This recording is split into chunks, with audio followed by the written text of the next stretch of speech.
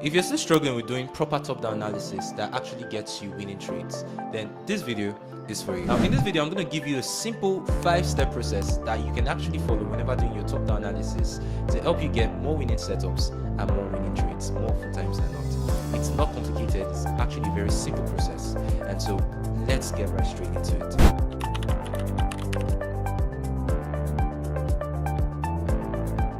The very first step in proper top-down analysis is time frame correlation.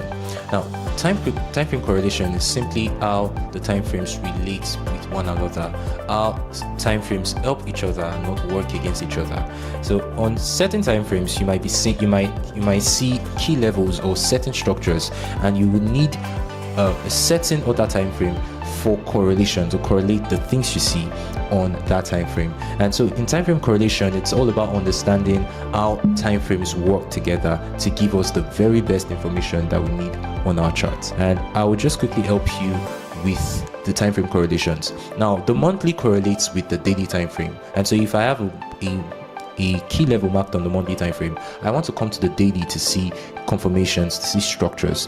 The weekly correlates with the 4-hour time frame. So if I'm on the weekly time frame and I see for instance, this sell candlestick that we have right here, I want to come down to the 4-hour time frame to see the structures within that very candle and then trade this structure. So on this 4-hour time frame here, I can see higher, I can see low, I can see high, low, lower high, lower low, lower high, lower low. And so following market structure, I can expect that to see a retracement to a PD array or point of interest on this very structure. I know this is my current swing structure to take it further sells down, right? And so the daily correlates with the 1-hour time frame. Then the 4-hour time frame correlates with the 15-minute time frame. The 1-hour time frame correlates with the 5-minute time frame, and the 15-minute time frame correlates with the 1-minute time frame. And so these are the brief the time frame correlations that we have in our chart. And this is the first place to start when you want to be very good at proper top-down analysis. The next process, or the next thing you need to understand when it comes to proper top-down analysis, is market structure.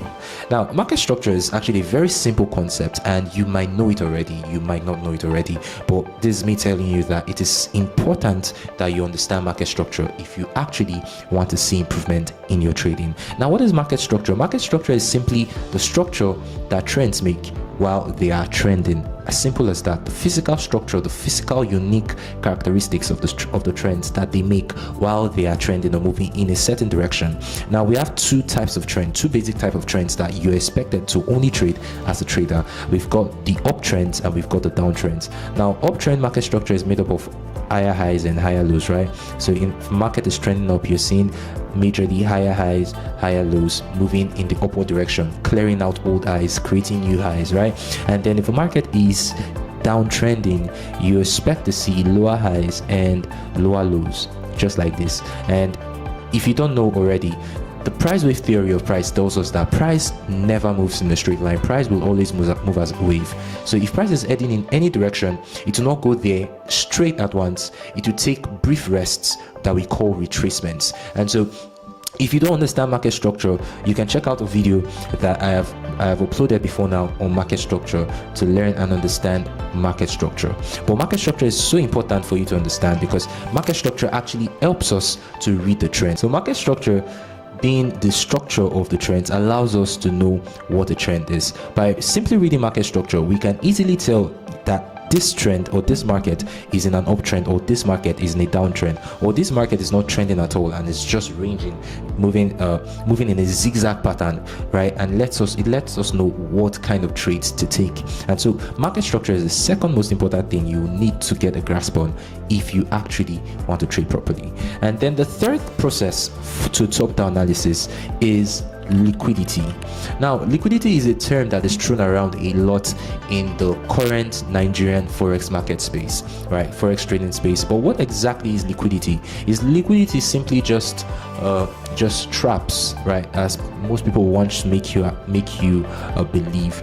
But actually, liquidity is a very important concept that actually helps us to understand what attracts price, what causes price to move in certain directions. Because one thing you should know is that whenever price is moving, price is either doing one of two things.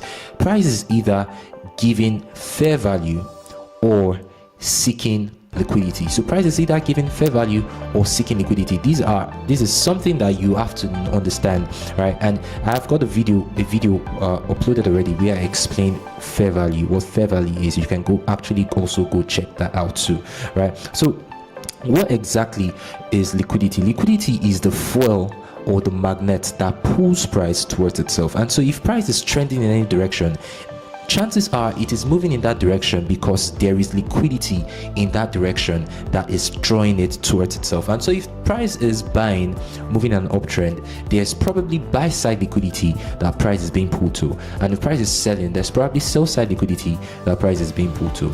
And so what this allows us to do is it allows us to be able to tell what direction or what the target of price is, how far price is likely to move, and how far is the validity of our trade ideas, at what region or at what point do we stop buying at, or at what point do we stop selling on the chart or in price, right? And so liquidity is something that you have to understand, right? And then before we move on, if you're finding this video helpful, I would like for you to hit the subscribe button, like, comment. I'll be in the comment section to answer your questions. Like, subscribe, share with your friends. And so we move on next to the next process. And so the fourth thing you want to pay attention to is PD arrays. Now, what are PD arrays? Letter P and D in PD arrays stands for premium and discount arrays, right? Now, these, you might know them as points of interest. These are just merely areas where there's a high probability, it is highly likely that price will move in your direction from these areas that cause price to reject the movement of price, causes price to move in the opposite direction. And there are a lot of PD arrays, as much as there are a lot of unique traders out there in the world, but there are certain PD arrays, right, that it has been observed over time that price comes to these areas and price respect these areas more often time than not than any other PD arrays. And I'll just quickly list them out for you. They are the fair value gaps,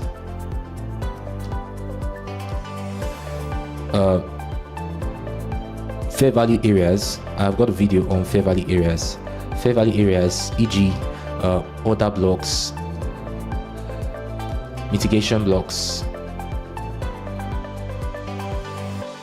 breaker blocks. And then we've got the last, which is actually one of my favorites, swing points.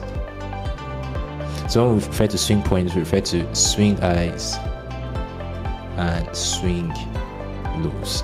These are areas where price can change direction when it comes into contact with them, and you want to have a mastery and an understanding of these PD arrays to be able to spot them and be able to use them properly on the chart.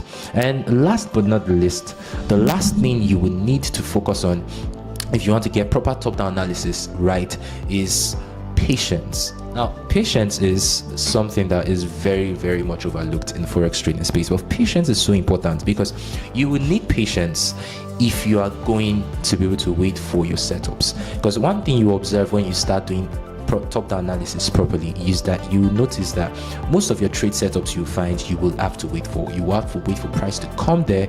You have to wait for price to meet certain conditions. You have to wait for price to give you all the necessary conditions that will make that trade valid. And so waiting, the act of waiting is actually a very important part, a very composite part of trading that you have to master. You have to master that discipline. You have to master patience, and you have to master it to the point where you can be okay with not taking trades for 1 day, 2 days, 3 days, 4 days while waiting for price to come to your setups, to your points of interest, to your entries, right? And that's why in our mentorship program at Trade with Jeremy, we teach our students, apart from just focusing on the technicals, we focus on being able to have a proper trader's mindset, to have a balanced psychology, the ability to wait. We emphasize discipline, and that's one of the reasons why a lot of our students get the results they get, not just because of technicals, because everybody knows technicals, but few people think like traders, right? And so patience is so important. And quickly, I'll be heading onto the chart to show you how I'm going to use all these elements on USD JPY.